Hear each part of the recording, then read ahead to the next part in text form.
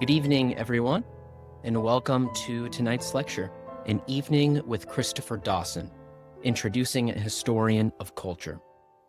This lecture is hosted by the School of Conservative Studies at the Russell Kirk Center for Cultural Renewal. My name is Daryl Falkenberg, and I serve as the Academic Program Officer here at the Kirk Center, and I'll be moderating tonight's lecture. The School of Conservative Studies is rooted in Russell Kirk's ancestral property and private library in Mecosta, Michigan. From here, we work to support both scholarly and public engagement with the history, theory, institutions, literature, and figures that shape the conservative intellectual tradition in America. The School of Conservative Studies introduces a range of courses and new credentials that engage this tradition of conservative thought and cultural contributions. These new courses are held in person and online, and they are taught by top faculty. So here's how tonight will go. We'll begin with our lecture, and afterward, we'll have some time for questions from the audience. And you can submit your questions at any time using the Q&A portal below. Now, a brief word on our subject. Christopher Dawson was a British historian whose work profoundly shaped our understanding of the role of religion in the development of culture.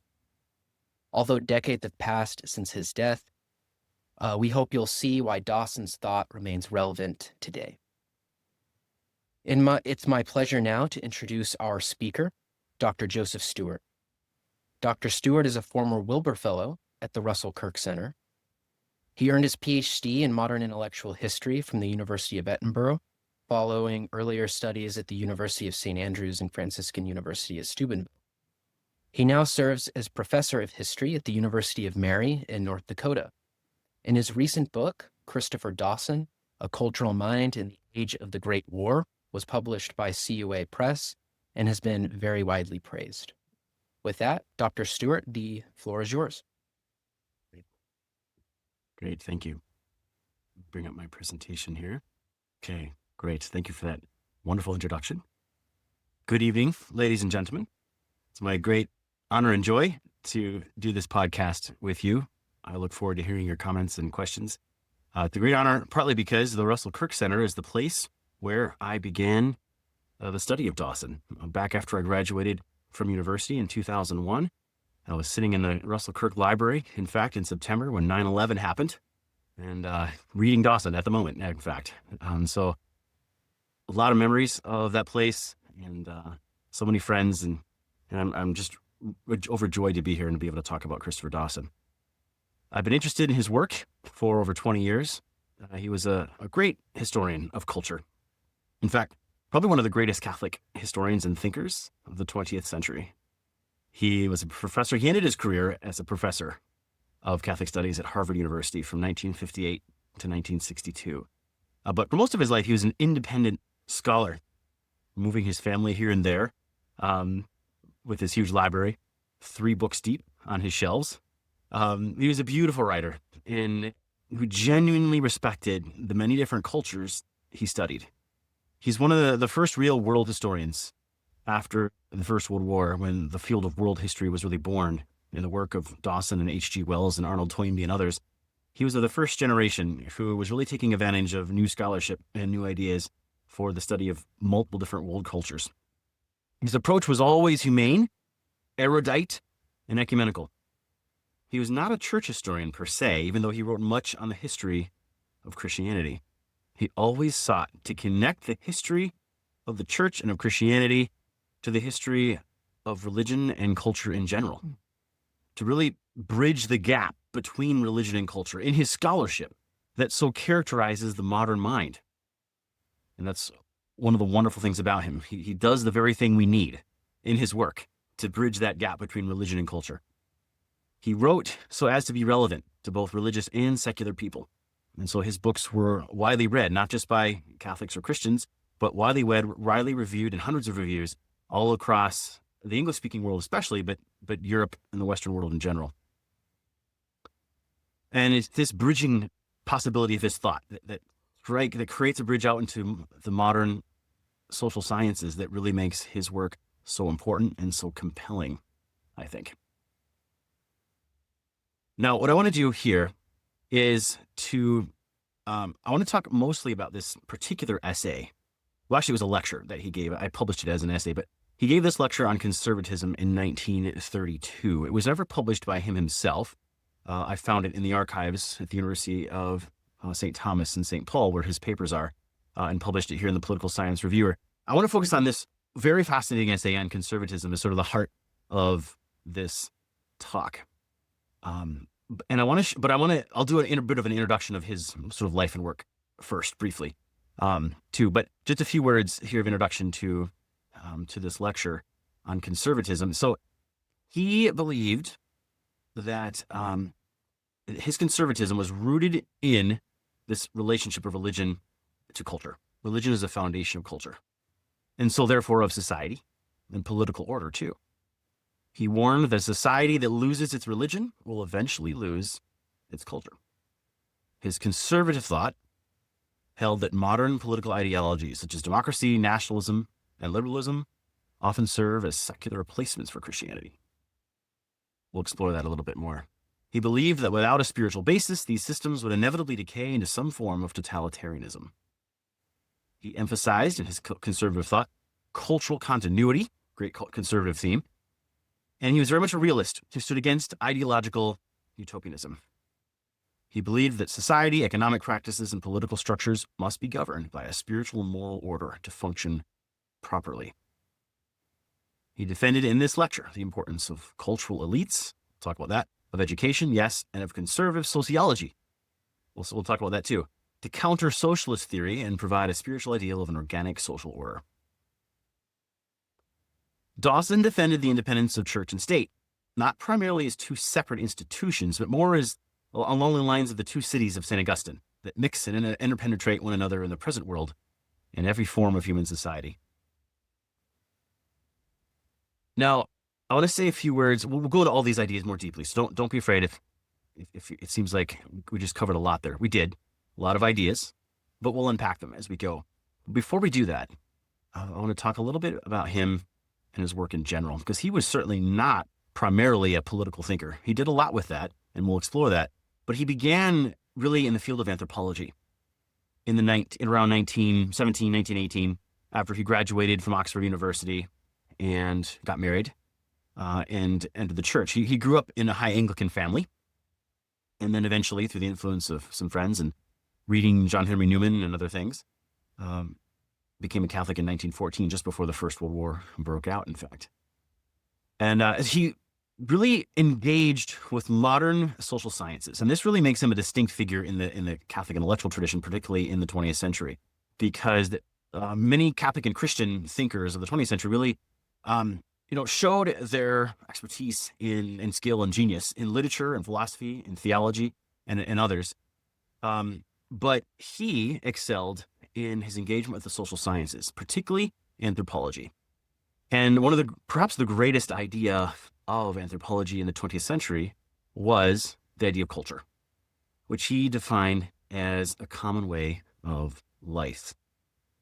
In studying the many cultures of the world, he developed a cultural mind that helped him interpret the past and present through an interdisciplinary cultural lens.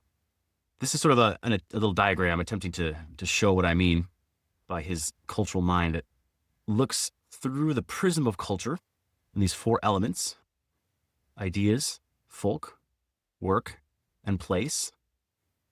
He attempted to look through those elements at the world around him and understand how each culture has all four of these elements, and how influences coming from folkways, workways, or placeways can change the culture as a whole through time, or how influences coming from ideas and spirituality can shape the rest of the culture. So Dawson went to Oxford University, the same college that Newman went to, Trinity College here, and he was deeply influenced by the work of John Henry Newman. There are different generations, of course, but Newman had a big influence on him. In fact, the way Dawson thought, his cultural mind is what I call it, really employed what Newman referred to as a philosophical habit of mind, which is the power of viewing many things at once as one whole. Dawson tried, because he defined culture as something both material and spiritual, he's trying to always resist the tendency toward a simplification that happened. We'll see how that affects his political thought here in just a minute. But he wants to look at the whole picture and understand human life as a whole. And it's easy to say that, but it's really fascinating to actually go into Dawson's work and see how he does that and how that plays out. It's incredibly fascinating.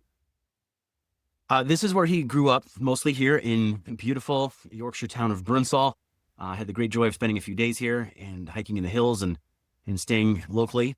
And he's buried in the back of the church there, the churchyard in St. Wilfrid's Church. So it's an Anglican church. But for him, pietas in the classical sense was really important. Sort of the cult of parents and kinsfolk and native place, really, he saw as the principles of human life, by whom and in which we live and are nourished.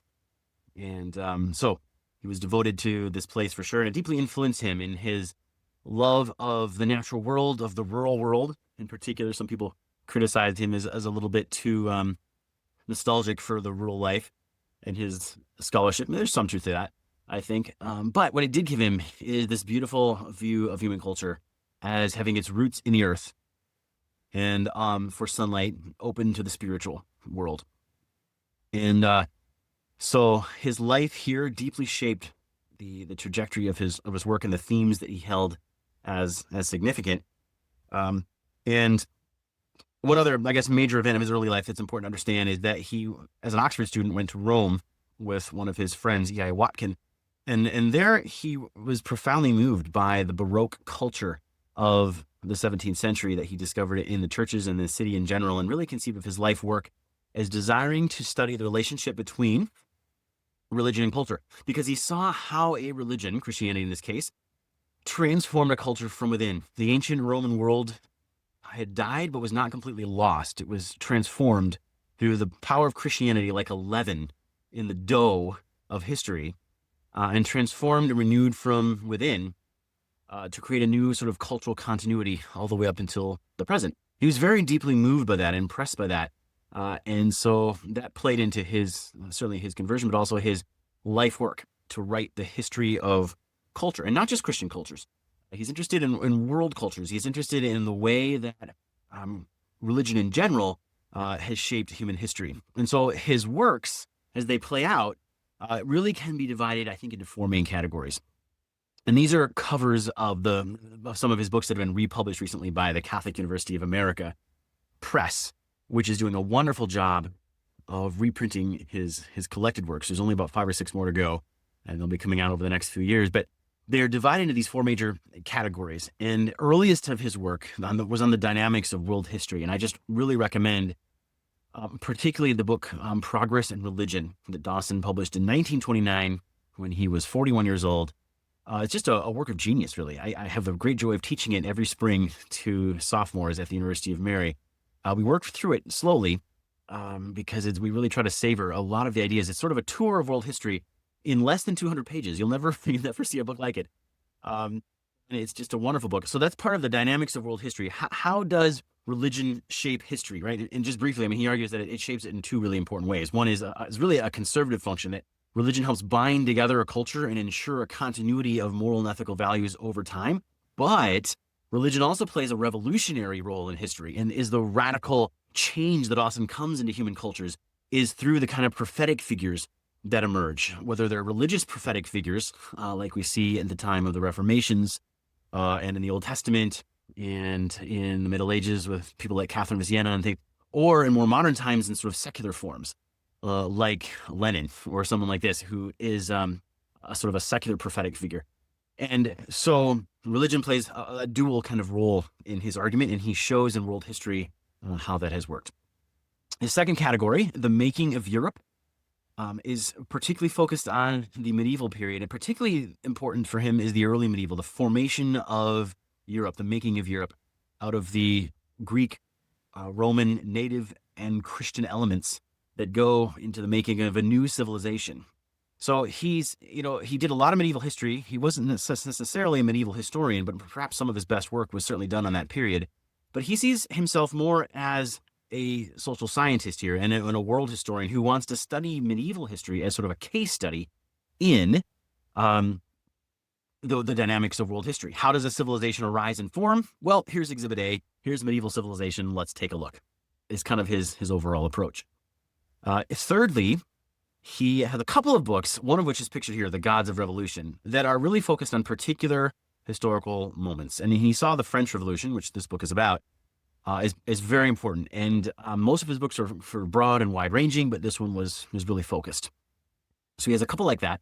And then he has 7 books on interpreting the present, his present, as in the mid-20th century. In particular, he wrote a lot about politics and education. And that is where the work that we're going to be examining tonight falls. Good. Let's see. There's one more thought I wanted to say about this. I'm trying to think what it was. But I think basically the idea here is that his work, he had planned to sort of write a series on the history of civilization sort of chronologically almost. And it didn't happen that way. But his work covered much of that ground in different ways in these different categories here. Great. So let's take a look at this last category in particular, the works on his own present, his attempt to interpret his present for us as a cultural historian. And we're going to see some deep resonance with our own time period, I think. And I'm hoping we'll raise some really interesting questions and comments for everybody on what this has to say about conservatism in our own time today. All right, so the lecture we're drawing from is available online, published by the Imaginative Conservative website. And the context of it was that it was 1932. So early 1930s is when Dawson gave this lecture. And this was the time of the Great Depression, violent hunger marches. It was the time, the founding of the British Union of Fascists happened in 1932. And also recently, the formation of the national government in Britain to face the crisis. There had been a political shake-up with the rise of the Labour Party in the 1920s. But with the crisis, the political parties mostly united in the 1930s in Britain to form a national government, it was called. And in part 1 of this lecture that Dawson gives on conservatism in this context, part 1 is called The Decline of Liberalism. Now, this is sort of an interesting title, I think, because it really resonates with where many conservatives are today, I have noticed, in this sort of post-liberal assessment of modernity. And the idea today is that in the West, particularly, liberalism has failed. And so therefore we need to look for an alternative.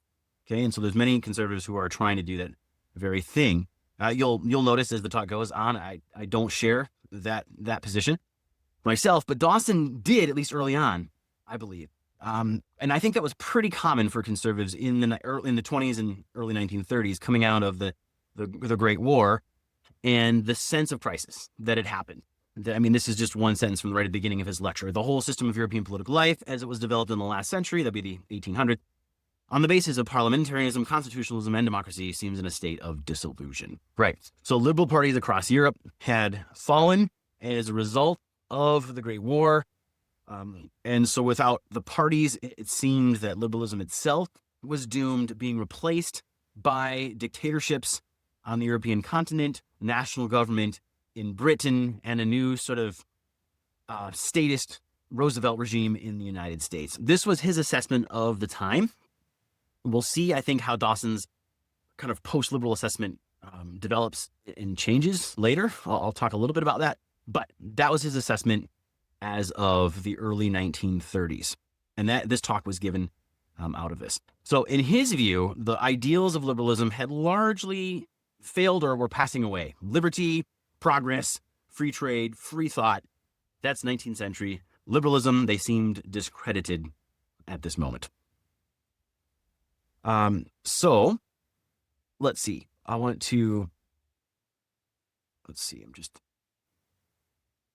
here we go.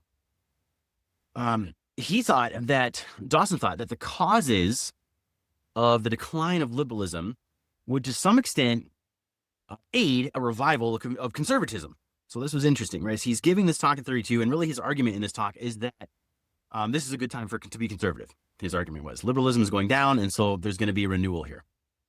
Yeah. So the conservative tradition, which is no less deeply associated with our Western civilization than liberalism. Yeah. Interesting. In the quotation on the screen here in part 1, he's writing this. So the causes of the decline of liberalism, he mentions 2 in particular. One was the weakness of the party system after the First World War, leading to the decline of liberalism in Europe and a sort of a fracturing of it in Britain with the rise of Labour and other parties and things. And so he realizes that at that moment in history, fundamental differences of opinions on either political or economic principles just made the party system unworkable. Right? And we're used to this as Americans, where we see this deadlock in Congress.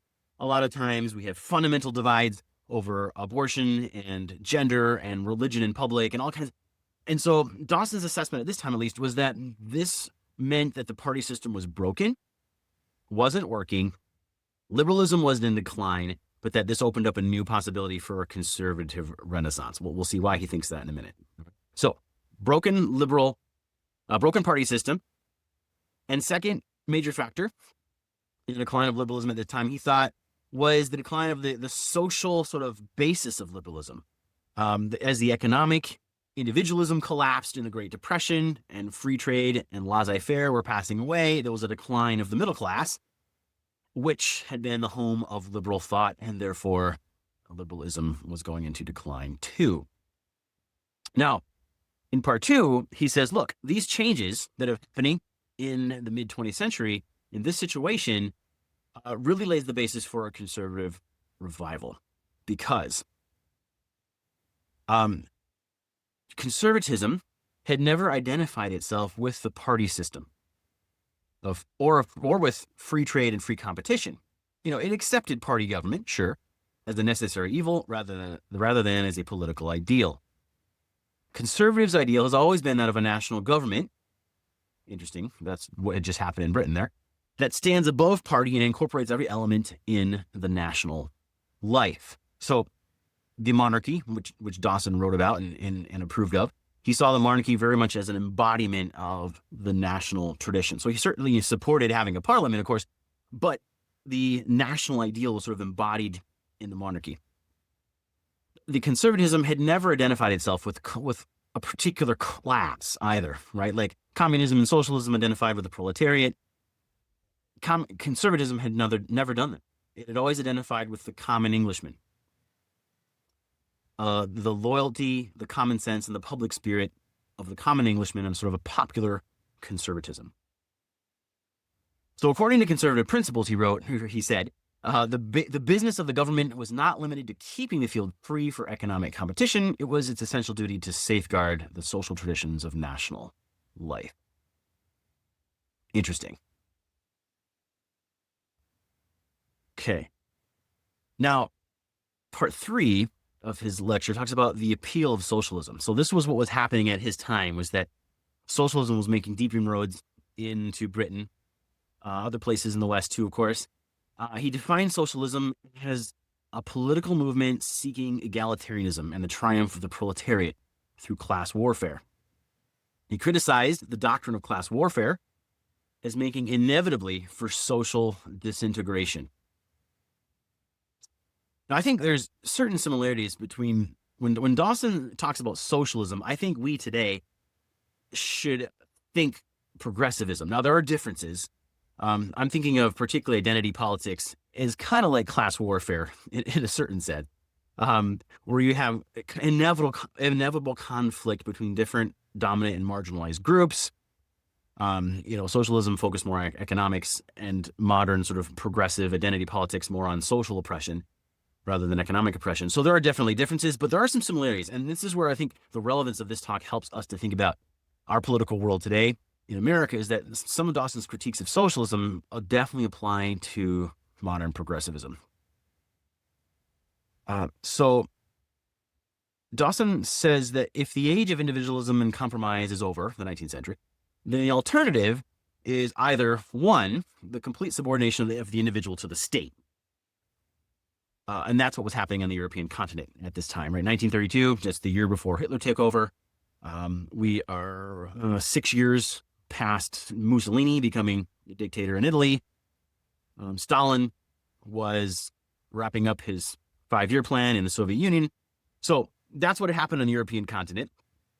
That was the solution.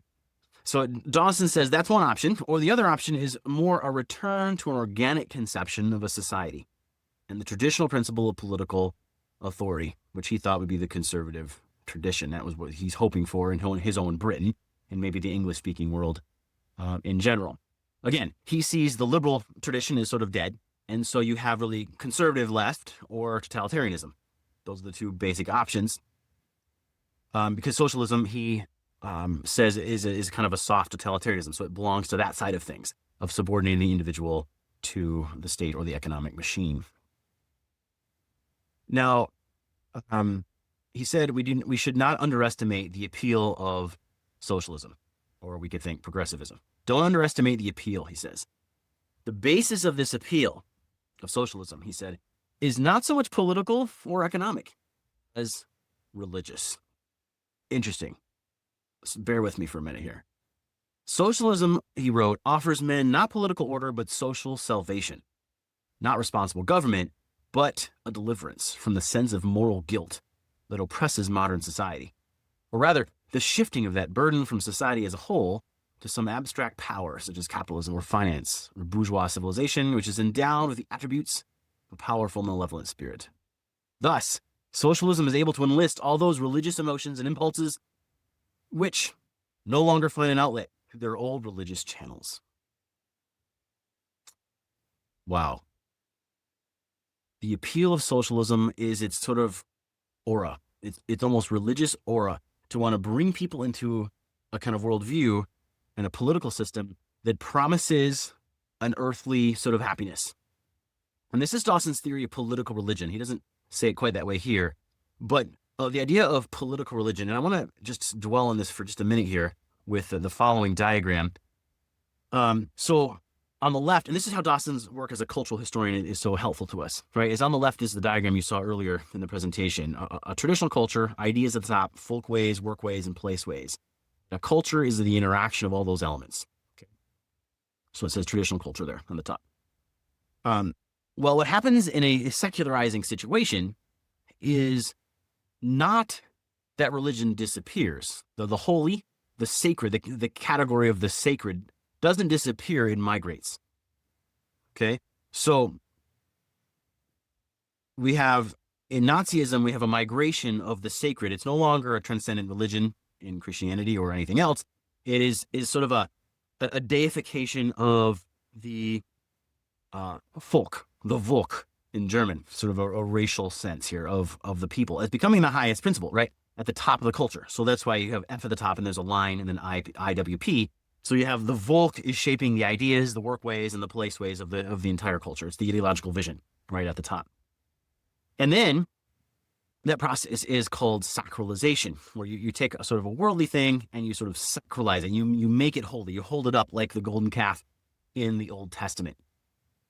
And this is a form of political religion, viewing politics as the highest expression of values, and the state as a kind of secular church, promising fulfillment in this world through political action.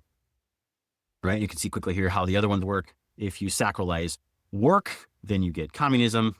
And as you sacralize place, you get nationalism and fascism. Now, socialism fits into this scheme, particularly, as sort of a light version, I guess, of communism. But it's certainly upholding work and efficiency and the working class, the proletariat, as sort of the driving force behind culture. But because it sacralizes them or this class, there's kind of a religious appeal to it that renders the task of conservatism, Dawson wrote, very difficult, because we cannot compete with socialism on this religious ground. Right, this is an important point. Right, Dawson is not arguing that we fight an ideology with another ideology. Right, he's not saying, oh, we have the conservative ideology, it's going to be more powerful than the socialist. No, because a true conservative cannot turn his or her political views into a pseudo-religion. That's not allowed in our worldview. That goes essentially against a conservative worldview, which differentiates between the transcendent and the spiritual and a worldly reality. It's not allowed for us. And so liberalism is a philosophy, he says. Socialism is like religion. Conservatism does not pretend to go beyond the social and political sphere. It can't, to be itself. Yeah. Now, this doesn't mean conservatism is indifferent to religion. Of course, it's not. It has always been maintained the vital importance of religion in national life. And for that reason, it recognizes its own limits, the essential distinction of political from religious action. Yes. Right. This, once again, is Dawson's Augustinianism and his Thomism coming into the fore here in the deep tradition of Christian political thought, back to the words of Jesus, give to Caesar what is Caesar's and to God what is God's. There's an essential differentiation between this world and the spiritual world, the material world and the spiritual world. And this shapes his whole approach to culture, to history, and to politics. And conservatism cannot compete with socialism on its own ground, because that would be to cede the distinction. Now, we often try. Right? We create things like Christian nationalism or something, which blurs this distinction, right? It creates a Christian conservative ideology to try to fight the progressive ideology on its own ground. And Dawson would be totally opposed to such a move. I think there's a risk of it in certain integralist thinkers as well, of doing this very thing and blurring the distinction that Dawson is talking about between political and religious action. But that's something we can talk more about. All right, so let's talk about part 4, where he begins to talk about his sort of positive vision here and the conservative principles. Now, Dawson is very much a historian. He's not a philosopher. He's not sort of systematically laying out principles, and he likes to talk about principles in the context of historical examples and culture and things. And so this is me sort of drawing out of this lecture and kind of packaging it in a little bit more of a systematic way for all of you. But he says that under the new conditions of the 1930s, the ultimate issues will be fought out not on the floor of the House of Commons, or we could say the U.S. Congress, or even in the electoral contests, but in the battle of ideas, which determines the general social beliefs and ideals of the educated democratic public. This is where, he wrote, socialism has at present so great an advantage.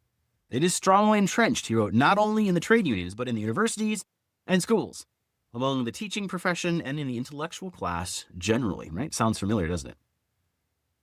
We have got to meet the socialist propaganda in the wider field, no less than in Parliament and in the constituencies. Otherwise, we may someday find ourselves with a nominally conservative government that has lost all hold on conservative principles and merely dispenses the collectivist panacea in a somewhat milder doses. Right. So he admits that in the intellectual field, conservatism has never enjoyed the prestige that its principles deserve. The principles of conservatism are taken for granted. I see that very much in my state of North Dakota, which is deeply conservative, socially conservative, usually politically conservative, but it's not thought about. Like we have no Russell Kirk Center, we have no sort of like think tanks or political movements trying to, stand up for conservative ideas and teach them and show that we don't have anything like that in the state that I'm aware of, at least. And so it's a classic case of what Dawson is talking about. Right. So they're simply taken for granted by most people. But apathy or disrespect for intelligence is politically stupid, he wrote. We didn't use the word stupid. That's my interpretation. But anyway, but he did say this: contempt for ideas leads to political extinction. Yeah, that's good. If conservatism is to survive, he wrote, it will be by the strength of its principles and the sincerity of its purpose. Yeah. While it is not a religious creed like socialism or an abstract philosophy, it has a sound basis in principle. And the first of those is as follows, that he talks about at least, or an organic conception of society. Okay, here he means the cooperation of different factions in the nation toward a common cultural end. So remember, Dawson opposes the radical individualism of the liberals and the materialism of the socialists. Conservatism does not deny the importance of the economic factor, he says, but economics are but one function of the social organism. Historically, the conservative view is derived from the traditional Christian idea of society as a moral organism, which each member is spiritually equal, but differentiated by its function. All the different interests and groups of society have their specific function in relation to the interests of the whole and should be respected as such. Right. So here he's countering very much the socialist idea of class warfare. No, it's more a ideal of collaboration and working along together for the idea of the common good. Okay. Well, he says that this traditional conception of society needs to be adapted to modern times, right? So this isn't just a medieval kind of nostalgia. We need to think about how this relates to our modern times. And on this point, his example is a little unfortunate, okay? Because this is where he turns to the example of the British Empire as an example of sort of an organic society. He writes about how the empire is not merely an economic one. It involves all sorts of heterogeneous factors: geographical, racial, economic, and religious, complicated system of international relations. He says, and it's not merely about economic exploitation. It is about looking out for the good of the whole. Otherwise, why would it inspire as much loyalty as it does? And this is what he says. Now, he makes some interesting points that are not totally off base. However, we definitely see a certain romantic idealism and sort of communitarian utopianism in Dawson's Conservatism. I think we can see it come out through this example because, this bemoaning of sort of the individualism of modern society, we see in modern post-liberals today. We also see in sort of a romantic conservative like Dawson. It's difficult to square with historical facts, right? I mean, for example, the Americans decided in 1776, you might remember, that the British Empire was certainly failing to look out for the needs of the whole, right? The organic society had broken down. And there are plenty of places where the British Empire undermined rather than strengthened world order, as in the partition of India and Pakistan in 1947. Now, Dawson could not have known about this event in 1932, of course, but he should have been cognizant of the significance of major independence movements already happening in India, Egypt, and Ireland during the 1920s. So I think he should have allowed facts like these to alert him to the dangers of an overemphasis on organic conceptions of society, which in reality can never fully exist in this world, I think, and often can be an excuse to trample on the rights of individuals or of minority peoples. Human rights, derived from natural law, is perhaps more clearly stated as an ideal in the liberal tradition. Back to Magna Carta, and back to the great Dominicans of the Salamanca school, etc. So what's interesting, though, is I think Dawson actually develops in this direction. Now, some people might disagree with me, but in my interpretation, I think Dawson moves from sort of a romantic traditional conservative in the 30s to a liberal conservative by the 1940s, because he becomes more interested in natural law, in human rights, and in freedom, frankly. He emphasizes these things more in his political writings as he's living through the horrors of totalitarianism. And he realizes that sometimes the universalism that conservatives are allergic to is needed, because sometimes different national traditions and cultural customs are not human. They're not good. Just because they've developed over time and we should respect them because they're old doesn't mean they're good. And a real conservative needs to have resources outside of a particular tradition in order to judge them. And I think he moves in that direction. But anyway, I think this first principle is still helpful. Organic conception of society as an antidote to some of the radical individualism, which certainly is part of the liberal tradition too. Okay. His second principle is the importance of non-governmental elites. So this principle protects the importance of social mobility and the resulting sort of natural inequality of condition existing among any society, really. And this is where the type of people in the rentier class, the class of people who live by property and in sort of kind of monies that they make from investments and things, that have free time and leisure. Historically, these are the kinds of people who have advanced intellectual and scientific progress, these non-governmental elites, and they play a very important function in the conservative view of society, he argues, which certainly smacks down against the socialist egalitarian view, which wants to kind of eliminate these people as sort of useless, and their resources should be distributed out to the proletariat. Dawson would totally disagree with that. In fact, he would see it completely anti-progressive, in fact, because progress has often been led by these non-governmental elites who have the leisure to discover new things in science and philosophy and such things.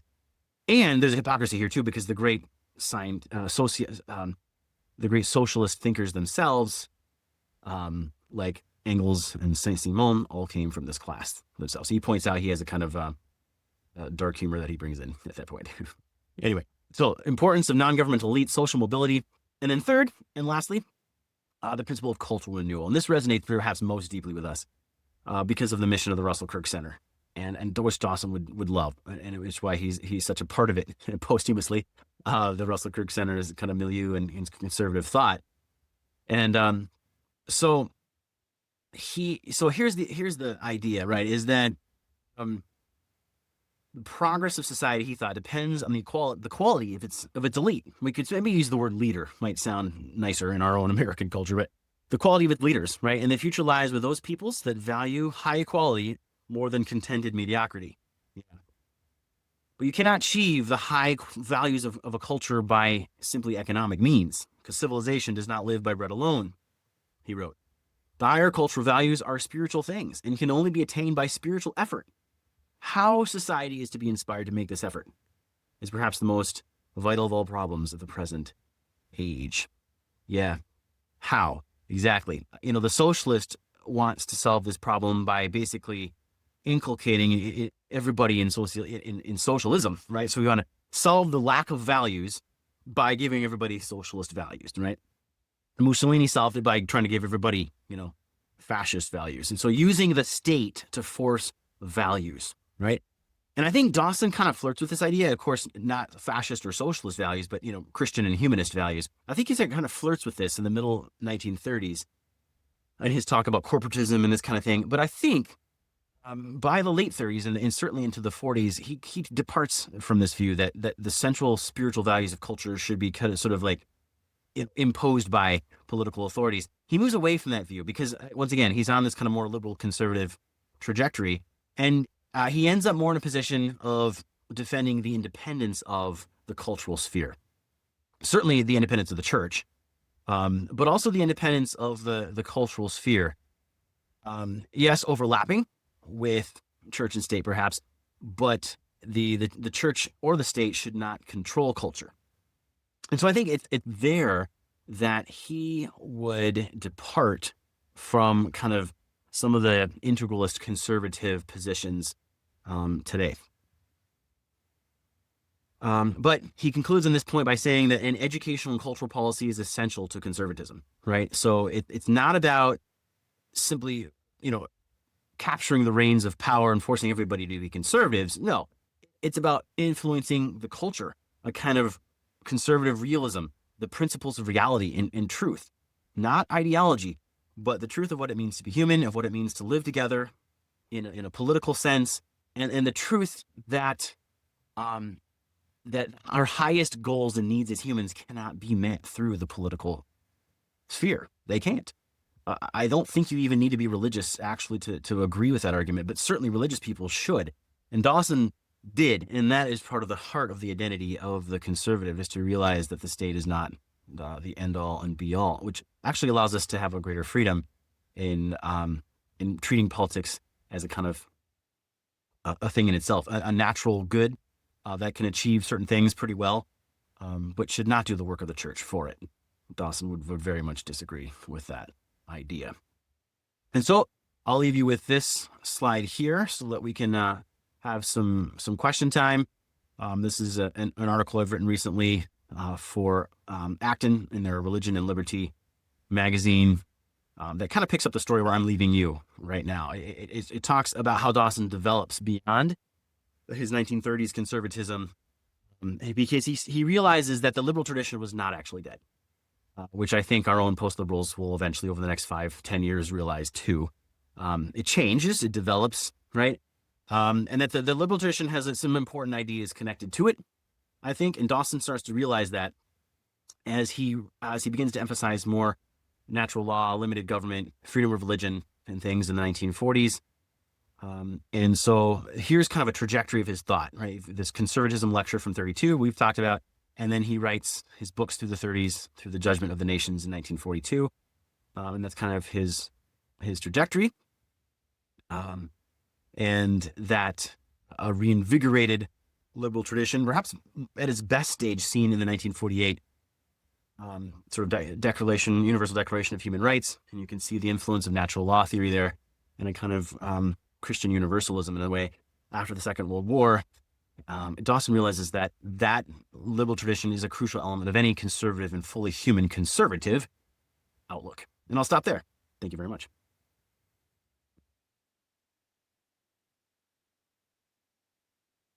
Dr. Stuart, thank you. That was a very insightful talk. And now we have about 10 minutes for audience questions. As a reminder, you can still submit your questions if you have any at the question portal below. So first, we have somewhat of a light question from Dylan, and he says, having read several of Dawson's books, I've often found myself overwhelmed by how much insight he packs into just a few pages or even a paragraph. It is a great read, but difficult to digest and to remember well. Do you have any recommendations for how to better read Dawson with this in mind? Yeah, I do. This is what I work with my students too, is just as I tell them, when they're reading a chapter of Progress in Religion, for example, I say, okay, you guys need to pick a name that you encounter in this chapter that you don't know, a reference of Dawson. He mentions, I don't know, Comte, for example, or Kant, or something like this.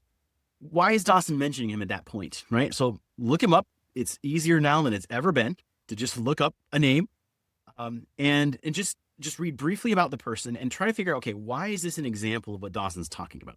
Because his style, Dawson is a master generalist.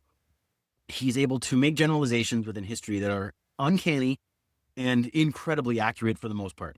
And so why is each name or event that he's mentioning that I don't know anything about, why is that here? Why is it on the page? Why is it there? And that is the key to reading Dawson, is you don't have to know everything he knew, but you need to know a little bit to start connecting some of the dots, because then you start to see his genius. And then that builds up your momentum like a snowball rolling down the hill, and you just start picking up more and more that way. And you see what he's really trying to do, and it's just remarkable. Dr. Stewart, I have a question that I think a lot of people listening might appreciate the answer to. If someone's looking to read Dawson, but they haven't, where would you recommend that they start? Sure. Well, let's see. So Brad Berzer is a professor at Hillsdale, has written a wonderful introduction to Christopher Dawson's sort of life and thought. That's really accessible. I highly recommend that. But as for Dawson himself, my students read Progress in Religion, as I mentioned, and the second half of Crisis of Western Education. And I think those two books are incredible. They're really, really profound. I would start with them. If you're more of a medieval person, then I would start with The Making of Europe. And there's, the Dynamics of World History is a great book too. But I would start with Progress in Religion and with The Crisis of Western Education. Okay, thank you. Anonymous asks, can you elaborate more on why Dawson viewed conservatism and nationalism at odds with each other? Well, so this is interesting. Now, he doesn't view them at odds. Certainly, well, if it depends on what you mean by nationalism. If you mean it in its full ideological sense, then certainly he would view that as a non-conservative position. But if you mean it as a kind of strong patriotism, then he was very much a national conservative in that sense. He writes quite a bit about this idea, and I touch on it here in this article that's pictured here too in the Medium of Culture and Political Theory, is that that the nation has a history and a culture, and that the political regime of any nation, its priority should be looking out for the needs of that nation. But it becomes at odds with each other when, of course, the nationalism becomes an ideology that wants to sort of put down other nations, right? So like a true patriot respects other true patriots, right? I'm an American patriot for sure. And because of that, I respect Canadian patriots and British patriots, right? But if I hate Canadian patriots or British patriots, then I'm a nationalist. And that's incompatible with certainly his Christianity and my Christianity. But it's also compatible with sort of the universality of human nature. And so I think this is where, once again, the importance of natural law for any kind of conservative theory protects conservatism from turning into a kind of romantic, whatever develops over time is good kind of approach that nationalists of the early 20th century, certainly touted. Great. We have several more questions here. One of them comes from Michael, who asks, did Dawson ever interact with T.S. Eliot? Did he have opinions about the idea of a Christian society or other elements of Eliot's social thought? Yeah, that's a good question. So Dawson's a pretty private person. He people would go visit him, and I'm sure he visited people too, but there's not a lot of stories of that happening. Certainly, he corresponded with many of these great figures of the 20th century, and with Eliot, he definitely had interacted with him because of Eliot's journal, The Criterion. Eliot invited him to write for that, and he did. And Eliot, deeply admired Dawson for sure. Like that book that you mentioned was inspired. Eliot wrote it, inspired by Dawson's thought. And at one point, Eliot said Dawson was probably the greatest mind alive at that time. I haven't seen a lot of references to Dawson on Eliot's poetry, but I do know what he thought about Eliot's book on culture. And that's, he admired it in certain ways, but he fundamentally actually critiqued Eliot's approach to culture because in his view, Eliot kind of collapsed religion into culture as if culture is sort of the embodiment of religion. And Dawson never would have said that because that undermines this differentiation between the spiritual and the material that was at the heart of Dawson's work. And Eliot kind of played slipshod a little bit with that in that book, and risked a kind of almost like a cultural monism of sort of amalgamating religion into culture. And Dawson very much wanted to protect that differentiation, and he critiqued Eliot in print on that point. Dr. Stuart, there's two questions here, and I'll ask them together. You can take them separately if you want, but I think that they kind of tie in well. The first one is from John. John says, you mentioned that Dawson wrote a book on the French Revolution. Can you tell us more about what Dawson had to say about the French Revolution? Mm-hmm. And then another question comes from Ashley, who says, you mentioned that Dawson was a traditionalist conservative in the 1930s. Traditionalist conservatism is usually traced back to Edmund Burke. Right. Did Dawson have any writings about Edmund Burke or any thoughts on Edmund Burke? Yeah, great. Wonderful questions. Thank you for those, ladies and gentlemen. Those are wonderful questions. Yeah, Dawson loved Burke. And in fact, as he develops in his own political writings through the 30s, he references Burke more. At some point, I'd love to do just a study of his references to Burke. But that's those three books that are listed here, Religion in the Modern State, Beyond Politics and the Judgment of the Nations. There's Burke references throughout all of them. And he deeply admired Burke's thought. So, yes. I don't know if he has a specific and entire essay devoted to Burke, but he certainly utilizes and engages Burke's thought in his own political thought, for sure. So that brings us to the question of the French Revolution, for sure, which is, fascinating. We could do a whole lecture on that for sure, and Dawson on that. But so Dawson wrote on the French Revolution during the 1930s, during this time when he was seeing the rise of totalitarianism, and he was trying to figure out, okay, where does this all come from, as many other scholars were also trying to figure out. And he realized that the first example of a kind of a political religion was the Jacobin Party during the French Revolution. And so he wrote a lot about that. It wasn't published at the time. It was only published posthumously in 1972 in the Gods of Revolution book that I showed you early and republished recently here. But basically, his approach was to interpret the French Revolution very much through the influence of Rousseau and the kind of secularizing impact that certain aspects of the French Enlightenment were having in France. And basically the sacralization that we mentioned earlier, right? And that sacralizing the state replaced the Christian kind of worldview. And so he saw the French Revolution as sort of deeply anti-Christian, as deeply at odds with any kind of conservative worldview. And interestingly, though, he does argue that Christians in France had some kind of dubious responsibility for what happened, in the way that Christians had previously kind of sacralized the state themselves, and like the idea of sacred monarchy and things, which was sort of flipped on its head in the French Revolution. But nonetheless, the groundwork had been prepared by already violating the church-state kind of relationship by the French Catholics over the previous 100 years. So that's an interesting point. He doesn't develop it very much, but it's there, and so it's very much seeing the French Revolution as an embodiment of a political religion, and that gives birth to modern political religions, is his approach. Great. Well, thank you, Dr. Stuart, for this very insightful lecture. And thank you, everyone, for joining us.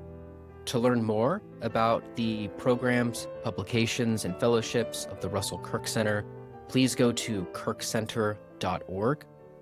And to support our new School of Conservative Studies, please go to kirkcenter.org/donate. We hope you'll join us again next time. Thanks, everybody.